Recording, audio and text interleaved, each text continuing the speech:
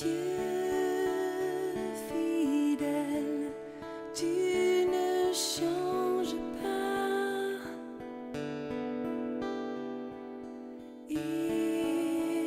Éternel, mon rocher, ma paix, Dieu puissant, je m'appuie sur toi. Vous m'entendez bien? Oui, super. Moi, la technologie, ça me stresse toujours au début d'un message. Il faut toujours s'ajuster. Mais nous sommes là pour écouter ce que le Seigneur a encore à nous dire ce matin. Et alors que je devais préparer le message, je me demandais quel message que je pourrais vous amener ici. Et ce qui est venu dans mon cœur, c'est de vous amener le message ayant pour titre « Me voici, envoie-moi ». Me voici, Seigneur, envoie-moi. Et ce matin, j'aimerais vous partager ce sujet parce que je crois que ça doit être une motivation qui doit être dans la vie de tous les chrétiens, de répondre à cet appel. Seigneur, me voici, je suis prêt à répondre à ton appel. Cependant, lorsqu'il y en a qui entendent ce message, il y en a beaucoup qui ont des excuses qui viennent dans leur vie. Hein. Il y en a que ça va être oui, c'est bien, pasteur, c'est intéressant, ou mon frère, c'est bien, mais. Et là, on a toute une série de raisons devant le Seigneur. J'ai mon travail, je suis pas encore prêt, j'ai pas assez d'argent, ou j'ai trop d'argent. On a toujours une petite raison. On est presque prêt, mais on n'ose pas faire le saut. Alors j'espère qu'à la fin de ce message, vous allez faire le saut pour servir l'Éternel. L'autre raison qui est la plus triste, très intéressant, pasteur, ton message, félicitations. Mais moi, j'ai pas besoin des félicitations. J'ai pas besoin, vous me dites, oui, ça fait du bien d'entendre vite, j'ai fait un bon message. Et ce que j'aimerais pas entendre, c'est, ah, mais c'est pas pour moi. C'est pour quelqu'un d'autre. Moi, je suis bien à l'église. Je veux pas non plus le faire dans un esprit de jugement. Mais en tant que chrétien, on n'est pas juste appelé à s'asseoir à l'église et juste recevoir pour nous. Ce qu'on a reçu, on est appelé à redonner. On peut pas juste arriver le dimanche matin, à chaque jour, à chaque moment, puis de dire, moi, j'ai juste besoin de recevoir. Les autres, ils iront le faire, la job. Moi, j'en ai pas besoin. Nous avons tous besoin de répondre à l'appel de Dieu. Et celle où j'espère qu'on pourra tous se retrouver, c'est yes, moi je suis là. Seigneur, oui, envoie-moi. Là où tu veux que j'aille, j'irai. On va voir qu'est-ce que ça demande pour répondre à cet appel. Mais j'aimerais que de tout mon cœur, et c'est ma prière ce matin, qu'on soit tous à cet appel-là. Lorsque je parle de service ce matin, il y en a plusieurs qui sont en train de penser, tu es en train de me demander de devenir pasteur, de devenir missionnaire, de devenir évangéliste, puis d'aller aux quatre coins du monde. Non. Il y a plusieurs sortes de services auxquels Dieu vous appelle. Il faut juste que vous trouviez votre appel. Et pour trouver votre appel, on le verra tout à l'heure, ça se trouve dans la prière. Et c'est là que vous allez pouvoir répondre, oui, envoie-moi. Oui, envoie-moi pour offrir de l'aide à mon prochain. Oui, envoie-moi parce qu'ici à Bécomo, il y a des gens que je n'aime pas, que j'apprécie pas quand je croise sur la route, mais je vais aller leur offrir de l'aide. C'est tout un témoignage. On n'a pas toujours besoin de crier Jésus t'aime, des fois juste le témoignage. Ah, t'es chrétien puis tu fais ça pour moi, pourquoi? Parce que Jésus t'aime. Et là, le message rentre. Il y a d'autres moyens, il y a aussi de témoigner de l'amour de Christ. Toutes les tâches dans l'Église à accomplir. Soyez rassurés, ce n'est pas le pasteur qui m'a demandé de mettre cela, mais c'est important. C'est important de pouvoir participer à la vie de l'Église, pour la faire grandir. Et bien sûr, il y a la prière et l'intercession pour la vie. Depuis le mois de janvier, j'ai remis toute ma vie en prière. Je le dis publiquement, c'est avec des fois honte que je le dis, mais l'année dernière, ma vie de prière n'aurait pas été ce qu'elle aurait dû être. Et quand j'ai réalisé cela avec mon époux, j'ai dit, il faut ramener ça à la prière. Quand j'ai vu mon staff de Canaux de l'Espoir, je dis, on ramène ça à la prière. La prière est notre source. C'est là qu'on va avoir nos victoires. Sinon, vous aurez une vie vide, aride, sec. Vous allez trouver même difficile la marche chrétienne. Je ne dis pas que tout va être facile. Mais même quand ça sera difficile, vous allez être restauré dans la prière. Alors ce matin, que vous puissiez répondre comme le jeune Ésaïe, chapitre 6, verset 8, « Me voici, Seigneur, envoie-moi. Me voici, envoie-moi. » Lorsque nous parlons de service, certains vont être réticents parmi les chrétiens. On va avoir peur qu'on commence à parler des œuvres. Je ne sais pas pourquoi on a une réticence avec ça. Je vous rassure, je crois que le salut est par la foi. Mais, comme c'est marqué ici, le fruit de notre foi va entre autres s'exprimer par les œuvres que l'on va accomplir. Jacques nous le dit très bien, il en est ainsi de la foi. Si elle n'a pas les œuvres, elle est morte en elle-même. Si vous n'avez rien qui est attaché à votre foi et qu'on ne va juste à l'église puis dire moi je suis chrétien, votre foi Jacques et Claire, elle est morte. Vous avez besoin d'être ravivé en vous. Et encore une fois, on le verra dans le message, c'est à travers la prière. Lorsque j'étais à Toronto, quand j'ai été il y a plusieurs années, je suis encore jeune, mais ça a l'air que je peux commencer à dire quand j'étais jeune, hein, demandez à mon épouse, elle me le dit souvent, je mets des CD de 1990, puis là, elle me dit, ça fait 21, 23 ans. Ouch! Ça fait mal, mais bon, ça a l'air qu'on vieillit tous, mais on est tous des adolescents face à l'éternité. On a encore des années et des années devant le Seigneur. Et quand j'étais à Toronto, j'étais en lutte pour ma foi et en lutte pour me trouver un emploi. Je venais de finir l'université en comptabilité et toutes les portes étaient fermées. Et j'ai eu un accident sur la route et puis mon réservoir d'huile a percé. Et il y a un couple qui m'a appelé et ils m'ont dit, tu es en train de passer un temps d'épreuve et on pourrait juste prier pour toi. On a décidé de mettre action. On va faire toute la réparation sur le véhicule. Ne t'inquiète pas, on prend le véhicule, on l'amène au garage, on t'amène à Niagara Falls. Tu as besoin de te reposer. C'est ça, mettre en action. Et je crois que tous ces petits gestes-là, en tout cas moi dans ma vie, ça m'a permis de m'ancrer dans la foi. Et ça m'a permis de voir, même si je connaissais le Seigneur, qu'entre frères et sœurs, on est là pour se soutenir. Et que la foi n'est pas juste au niveau cérébral, n'est pas juste recevoir, mais c'est aussi de donner. Cette expression de foi, ces gens en étaient un exemple. Alors j'aimerais voir avec vous ce matin où est-ce qu'on trouve cet appel de Dieu. Et cet appel de Dieu se trouve dans la préparation au service, dans la présence de Dieu. Vous pouvez aller faire tous les séminaires. Moi, je suis inscrit au collège biblique. C'est bien, c'est correct. Mais tant que vous n'êtes pas dans la présence de Dieu, vous ne trouverez pas l'appel que Dieu a pour vos vies. Et pour cela, il faut que vous y retourniez en jeûne et en prière. J'ai ici choisi 2 passages dans la parole de Dieu. Ésaïe, entre autres, et on va parler de Moïse. Et ce qui est intéressant avec Ésaïe, c'est de voir tout le contexte, comment il a répondu à l'appel. Je ne vais pas lire tout le texte, mais on va lire le début où Ésaïe dit « Je vis le Seigneur assis sur un trône très élevé, et les pans de sa robe remplissaient le temple. Des séraphins se tenaient au-dessus de lui, ils avaient chacun 6 ailes, 2 dont ils se couvraient la face, 2 dont ils se couvraient les pieds, et 2 dont ils se servaient pour voler. » Il avait toute cette vision de la splendeur, de la gloire de Dieu. Et si on lit un peu plus bas, on voit au verset 5, « Alors je dis, malheur à moi ! Malheur à moi, je suis perdu, car je suis un homme dont les lèvres sont impures. J'habite au milieu d'un peuple dont les lèvres sont impures et mes yeux ont vu le roi, l'Éternel des armées.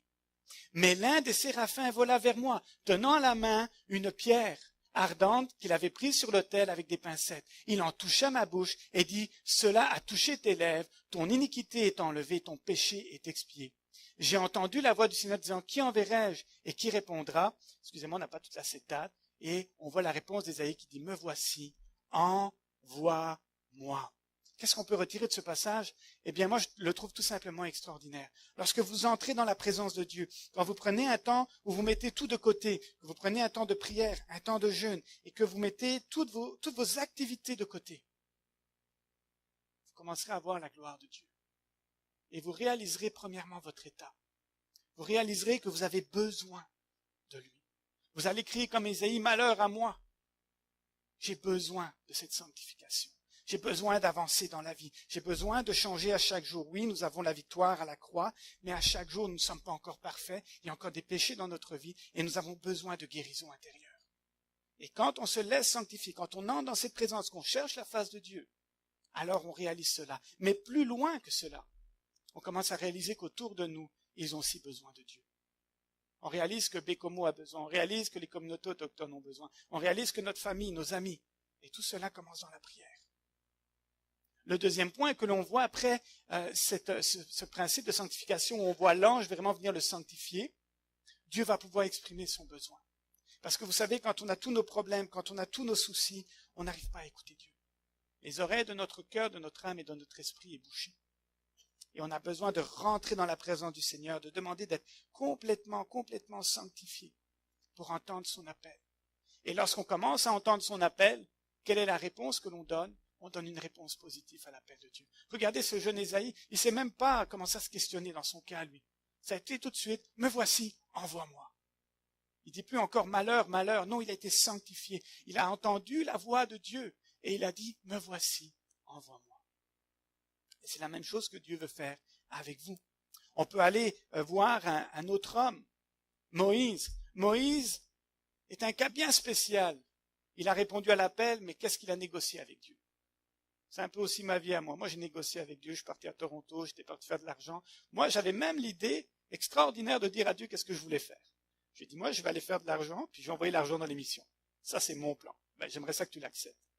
Ben, il n'a pas accepté, je suis ici au Québec, alléluia, et je prêche même à Bécomo. Amen. Mais que le Seigneur, même si des fois on négocie avec lui, l'important c'est qu'on est dans la présence de Dieu, et lui va nous donner ses plans. Mais après, il faut avoir l'humilité de les accepter. On a chanté tout à l'heure un chant que ta volonté, toute entière, toute pleine, je l'accepte. Même si au départ cela peut sembler difficile, même si au départ on se dit si j'accepte cette volonté, ça va me demander des sacrifices.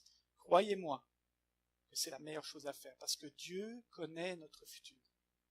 J'ai aimé, hier on était au déjeuner des hommes, et ça a l'air qu'il y a ceux qui lisent l'avenir font des appels téléphoniques. J'ai bien aimé, pas qu'ils appelaient, mais la réponse qu'on a donnée, ils appellent, et quelqu'un à table, je ne sais plus, qui a dit cela. Je pense que c'est monsieur là-bas qui a dit, il avait une bonne réplique, il a demandé pourquoi vous m'appelez, si vous connaissez l'avenir, vous connaissez déjà la réponse, que ça va être non. D'accord? Mais parce que les gens se basent sur des choses qui ne tiennent pas. Mais en Dieu, notre avenir est assuré. Donc s'il vous demande quelque chose, que vous en avez la conviction ferme, obéissez à Dieu. Obéissez. Et ici, on voit que Moïse, et je ne peux pas lire tout le texte parce que le temps file, mais il vint à la montagne de Dieu à Horeb, alors que Moïse a dû passer 40 ans dans le désert, alors que Moïse avait fomenté premièrement son plan, il avait tué un Égyptien, il avait l'intention de lui-même mettre son plan, il a dû s'enfuir. Et là, Dieu l'appelle à venir à la montagne de Dieu. Je ne sais pas s'il y avait un mouton de perdu, quoi que ce soit. Le texte ne parle pas de cela, mais à cette action qu'il vint à la montagne de Dieu.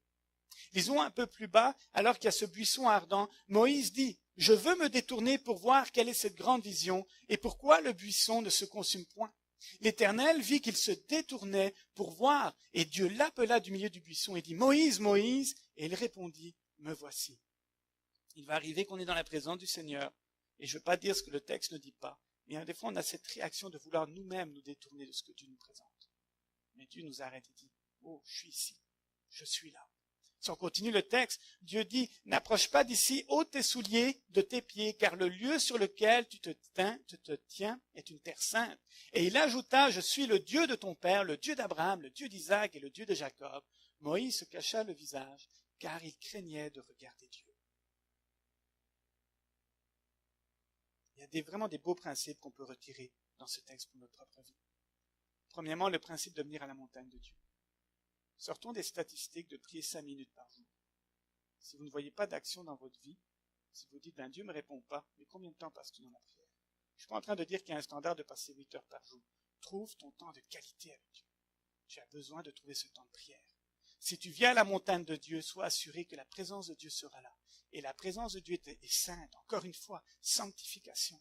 En tant que chrétien, on est appelé à sanctifier nos vies. Est-ce qu'on est parfait à chaque jour? Non. Et c'est pour cela qu'il faut venir dans la sanctification. Et lorsque l'on vient dans la sanctification, ici dans ce passage, on voit même que Dieu révèle sa nature dans sa présence. Vous avez besoin de connaître la profondeur de Dieu. Et elle est tellement immense, infinie, que je ne crois pas qu'il y a quelqu'un ici qui peut dire qu'il a tout connu de Dieu. Et c'est encore une fois en étant en relation, pas juste en communication, mais en communion avec Dieu. J'amène souvent la relation de Dieu avec nous, avec le mariage. Si avec mon épouse, je parle en moyenne 5 minutes par jour, puis je dis c'est le temps que je t'accorde par année, 5 minutes par jour, puis je me prends 2 semaines de vacances où je ne te parle pas, pensez-vous que mon couple va bien aller? Pensez-vous que je vais connaître le cœur de mon épouse? Parce qu'on a besoin de parler, c'est une relation d'amour. Et Dieu a aussi une relation d'amour avec nous. Il veut nous révéler des rêves qu'il a pour nous, souvent bien plus beaux que les rêves que nous avons. Et lorsque nous sommes dans sa présence, Dieu expose son cœur. Relisez le passage, vous allez voir comment Dieu a exposé à Moïse qu'il voyait le peuple souffrir et qu'il avait un plan pour cela. Dieu a quelque chose pour vous et c'est encore une fois en dialoguant avec lui, en cherchant sa face dans la parole de Dieu, des temps de qualité que vous allez comprendre et savoir battre au cœur de Dieu. Et moi je suis certain qu'il y aura une réponse positive à l'appel. Même s'il y a de la négociation des fois, il y aura une réponse positive à l'appel. Si nous on est ici, c'est parce que j'ai répondu à l'appel. C'est pas parce que je suis meilleur, c'est pas parce que je suis plus parfait, c'est pas parce que je suis belge ou ce que vous voulez. C'est juste que je suis comme tout le monde qui à un moment donné a réalisé il faut qu'on prie. Mon épouse et moi on s'était dit, quand on s'est mariés, en janvier 2010, ok Seigneur, on veut pas de maison, pas de chien, ni rien, on est prêt à te servir. Moi j'avais une carrière de comptable, mon épouse a une carrière en communication. On était prêt à tout lâcher, on ne savait pas où on s'en allait, mais on était prêt déjà à faire cet appel. Là où tu nous enverras, si c'est chez le voisin, peu importe, où tu nous enverras, on répondra. On voulait lui montrer qu'on avait un cœur. On a mis le jeûne et la prière au centre, et Dieu tranquillement a ouvert les portes. On est parti à Mysticini. Bon, ma femme n'arrêtait pas de me dire qui rêverait d'aller passer des vacances à Chibougamau. Qui est le premier plan d'aller passer des... Et pourtant, elle n'arrêtait pas de me dire ça. On venait de se marier. Jonathan, un jour, j'aimerais ça aller à Chibougamau. Ok, d'accord, mais il y a d'autres choses. Il y a le Mexique, il y a Hawaï. Non, je veux aller à Chibougamau. Donc, les hommes, si vos femmes disent cela, c'est qu'il y a un appel sur vos vies quelque part. Je dis ça bien en blague, mais nous, on est bien arrivés à Chibougamau et un peu plus au nord. Mais tout cela, on a répondu à l'appel de Dieu. Et je vous encourage de répondre à son appel là où il veut vous envoyer. Là, comme on a vu au début du message, où il sait qu'il veut, où il vous veut. Nos vies doivent donner une place tout entière à la prière et au jeûne. Qu'on regarde les Moïse, Ésaïe, Gédéon, regardez toutes les hommes et les femmes de Dieu. Parce qu'il y a aussi des femmes qui ont eu un impact. Elles ont jeûné, elles ont prié, elles ont cherché la face de Dieu. Ils ont prié, ils ont cherché la face de Dieu. Et ils ont répondu positivement. Sortons de cette statistique, comme je vous disais, il y a des statistiques qu'ils ont fait aux États-Unis, où le chrétien en moyenne prie entre 5 à 8 minutes par jour. Un chrétien évangélique. 5 à 8 minutes par jour. Nous devons être en communion et en communication avec Dieu par la prière pour connaître son cœur et sa volonté. Christ va nous le confirmer que la présence de Dieu se trouve dans la prière. Matthieu chapitre 6, verset 6. Mais quand tu pries, entre dans ta chambre, ferme ta porte et prie ton Père qui est là dans le lieu secret. Il n'y arrive pas après, il ne cogne pas à la porte, il est là dans le lieu secret et il vous attend. Il est en train de vous dire ce matin, arrête un peu toutes ces activités autour de toi, prends un temps avec moi, je suis là, je t'attends. Viens me retrouver dans ce lieu secret. J'ai des choses à te donner aussi dans ton cœur secret pour que toi aussi tu puisses grandir. Le deuxième point, lorsqu'on entre dans tout ce service, dans cette sanctification, on a un cœur libéré. Il y a beaucoup de messages que j'aurais pas pu amener et que j'aurais pas pu aller sur les communautés si Dieu n'avait pas libéré mon cœur. Si on regarde par exemple l'histoire de Gédéon, rappelez-vous l'histoire de Gédéon, hein, alors que tous les ennemis fondaient sur Israël, qui semblait plus avoir d'espoir, Dieu s'est levé un juge qui s'appelle Gédéon. J'ai dit, moi je veux t'utiliser. Mais ce qu'il y a d'extraordinaire avec Gédéon, c'est que la première des choses, après qu'il a négocié avec Dieu, Dieu lui a dit, maintenant tu vas abattre les idoles qu'il y a dans ta vie. Et là, tout le monde s'est dit, alléluia, on n'a pas d'idole, j'ai pas de statue, j'ai rien de plate, ni rien, ma vie est correcte. Mais souvent, les idoles aussi sont à l'intérieur du cœur. Souvent des choses qui nous tiennent bien plus que ce qui tient à Dieu. On est prêt à les garder pour nous et on tasse Dieu. Ça aussi, ce sont des idoles. Et nous sommes appelés à revenir dans la présence du Seigneur et dire au Seigneur, qu'est-ce qui ne marche pas? Qu'est-ce qui doit être abattu dans ma famille? Qu'est-ce qui est comme idole? Tout ce qui m'empêche d'avancer. Et on le voit dans Matthieu chapitre 6 au verset 24, où je vais mettre l'accent sur l'idole, où on voit que Jésus qui dit, nul ne peut servir de maître, car où il haïra un et m'aimera l'autre, ou il s'attachera à l'un et méprisera l'autre. Vous ne pouvez servir Dieu et Mammon. Et là, il y en a plein qui disent, j'en ai pas de problème d'argent, j'ai pas d'argent, donc Mammon, ça m'intéresse pas. Excusez-moi, on va le voir ensemble. Mammon, c'est bien plus que juste de l'argent. C'est bien plus que de l'argent. Voyons quelques mots ensemble. Premièrement, le mot s'attacher. Si vous vous attachez, voici, ça vient du mot antékomai. N'utilisez pas mon grec si vous allez en Grèce, il est vraiment pas bon. Mais en tout cas, les mots sont justes, mais pas la prononciation. Antékomai veut dire être fermement d'accord, adhérer. Donc, vous allez être fermement en accord ou avec Dieu ou avec le mal. C'est clair. Jésus est clair là-dessus. Tu ne peux pas servir les deux. Tu t'attaches à l'un ou tu t'attaches à l'autre. Méprisera, c'est terrible. Souvent, on voit ce mot mépriser, puis on ne voit pas toute la profondeur de ce mot-là. Mais ça vient du mot kataphronéo, qui est mépriser, dédaigner, ne rien penser d'eux. Je veux rien penser de l'appel de Dieu. Je veux pas commencer à servir, je veux pas commencer à pardonner. Mammon du grec, c'est mammonas, qui est mot richesse, ici je l'ai pas au complet, mais qui sont personnifiés et qui veulent dire une opposition à Dieu. Ce sont des richesses, c'est quelque chose que tu as dans le profond de ton cœur, mais qui est en opposition à Dieu. On est loin juste de l'argent. Il y a des choses dans votre vie, dans ma vie, dans nos vies, qui sont en opposition à Dieu. Et nous avons besoin de venir dans sa présence pour renverser cela. Lorsqu'on veut servir avec amour, nous devons aussi accepter l'amour de Dieu qui nous guérit et pardonner ceux qui nous ont offensés. Je n'ai pas le temps de prendre tout le temps sur ce thème-là. Mais il y a des fois aussi des blessures qui sont en opposition à Dieu, qu'on refuse de relâcher. Et pourtant, avec amour et patience et douceur, je vous le dis, il faut à un moment donné pardonner ceux qui nous ont offensés. Moi, j'étais un homme brisé, j'étais un homme qui a dû apprendre à pardonner, sinon je n'aurais jamais pu faire le ministère. Je serais devenu un homme colérique, j'aurais gardé cela, et souvent, ça devient une petite idole dans notre vie. Ah, mais lui m'a fait du mal, je veux le garder. Mais vous savez qu'à force de le garder, la douleur devient plus grande de la garder que de la donner à Dieu. La douleur devient plus grande que le premier geste d'offense, parce que vous vous la rappelez constamment. J'aimerais aller au dernier point du message qui amène cette transformation. Lorsque vous passez de la sanctification, que vous acceptez la volonté de Dieu, vous allez être transformé pour son service. C'est extraordinaire parce que le service, on pense que ça fait juste bénir les autres, mais finalement, il y a un retour même pour nous. C'est le royaume de Dieu. Il y a toute une bénédiction parce que Dieu nous aime et il veut qu'on soit transformé. Je ne peux pas le lire avec vous, mais je vous encourage à prendre le temps de le lire cette semaine. Romains chapitre 12. Romains chapitre 12 est extraordinaire parce qu'il donne toutes les caractéristiques du service de Dieu.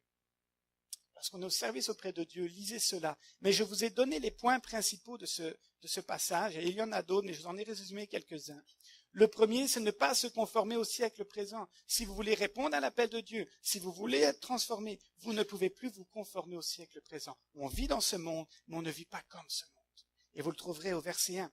Au verset 2, il est dit d'être transformé par le renouvellement de l'intelligence, qui est toute l'application de la nouvelle naissance. J'accepte que Dieu vienne me transformer. J'accepte que Dieu change tout ce que j'ai pu penser dans ma vie. Au verset 3, c'est avoir une opinion de nous selon la foi que Dieu nous donne. Ni trop haute, ni trop basse, mais celle que Dieu nous donne.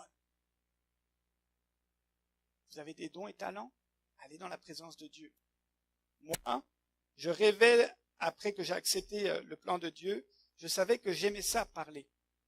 Mais Dieu m'a demandé d'abord à calculer les dîmes à une église. Parce qu'on me voyait comptable. Vous savez, un comptable, on le prend tout de suite, on le met aux dîmes et aux offrandes. Alléluia, Seigneur. J'étais calculé les dîmes, fait que je montais, puis après ça, on te verrait à l'accueil. Okay, on va aller à l'accueil. J'étais à l'accueil. Commencez là où Dieu vous met. Acceptez le service que Dieu vous donne. C'est ça, répondre par la foi au ministère. Versets 9 à 13, exprimez l'amour et la bienveillance auprès des frères et sœurs dans la foi. Ça, c'est beaucoup plus facile. Quand tout le monde, on s'aime, tout le monde, on se serre les bras, on dit tous kumbaya, et on s'aime tous, puis on aime la parole de Dieu, n'est-ce pas? Puisqu'on s'aime tous. C'est pas compliqué d'aimer. Et vous allez voir plus bas. Toujours dans le verset 9 à 13, persévérez dans la prière. Vous en sortirez pas avec moi dans ce message. Je vais vous ramener la prière constamment. Persévérez dans la prière parce que c'est ce que la parole de Dieu dit. Jésus-Christ avait une vie de prière. À plus forte raison, nous devons avoir cette vie de prière. Maintenant, verset 14. Bénir nos ennemis. Là, Dieu vous en demande. Là, ça devient plus difficile. Vous étiez tous en très près de dire Amen. Là, on commence à avoir de la difficulté. Pourtant, c'est ce que Dieu nous demande. Bénissez vos ennemis. Verset 16. Être humble dans le service.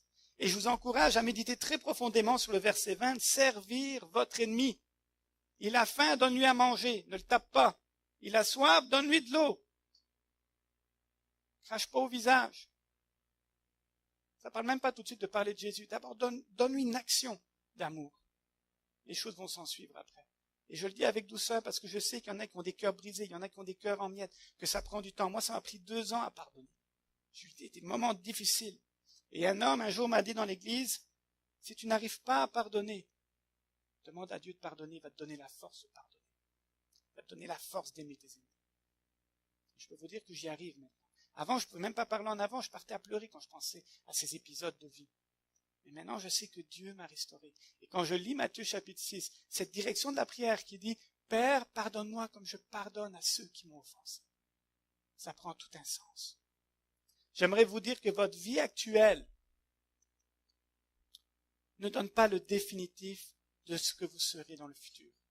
Si vous croyez, parce que vous êtes dans cette position actuelle pour servir le Seigneur, que vous ne pourrez pas faire quelque chose, croyez-moi, ce n'est pas un définitif avec Dieu. Il y a des déterminants, mais le définitif, seul Christ le connaît. Certes, certaines situations de vie sont un déterminant, mais pas un définitif, lorsque nous laissons Dieu nous transformer. Si je reviens en arrière, j'espère que j'ai pas appuyé sur le bouton. pense que j'ai appuyé sur le mauvais bouton. Ici. Voilà, la technologie me lâche. Je savais, c'était trop beau. J'ai besoin de transformation sur la technologie.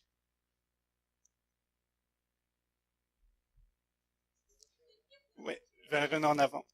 Juste une fois.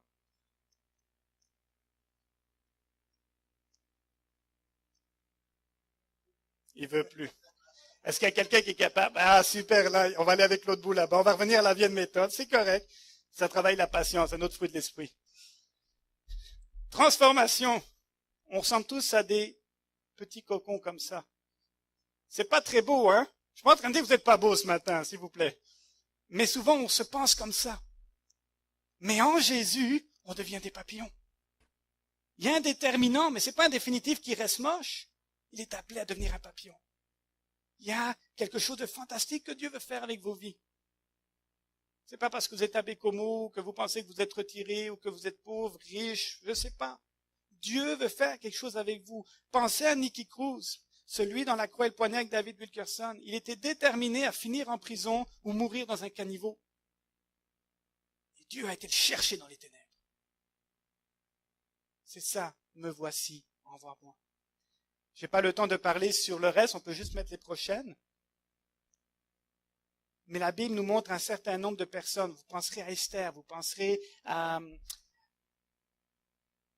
Mardoché, à tous ces hommes de Dieu qui avaient des vies complètement détruites.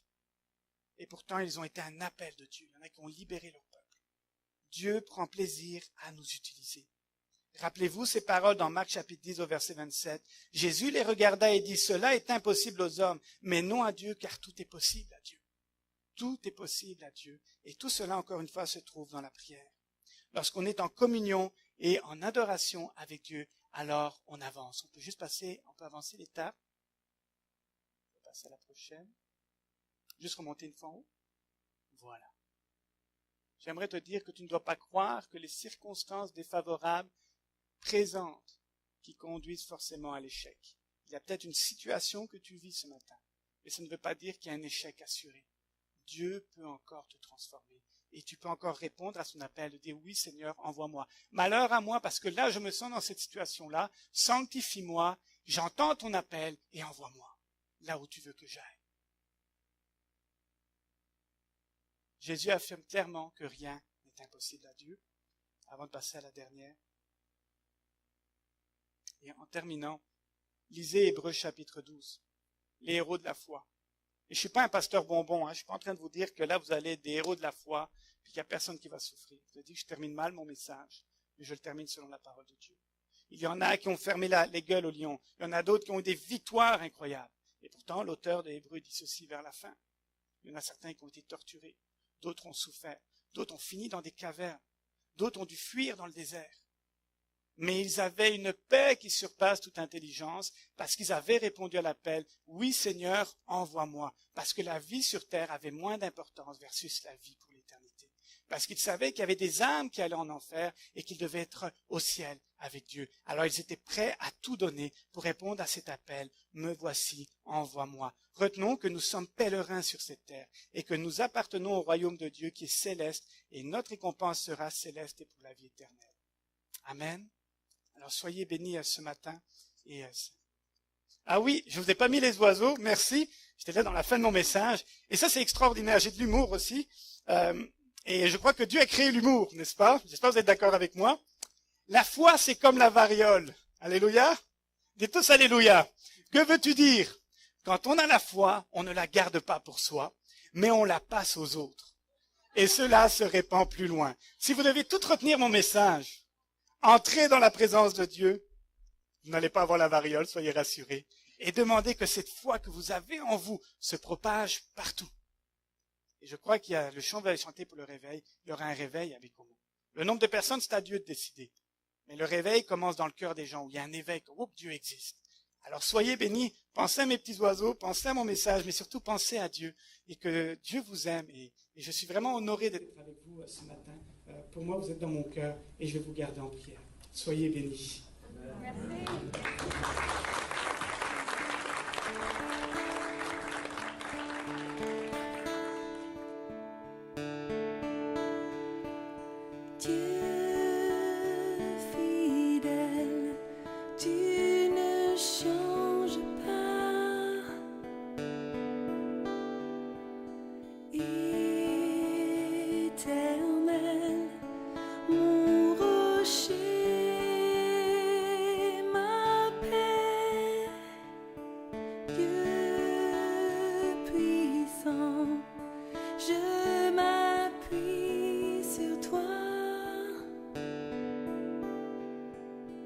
et je crie vers toi.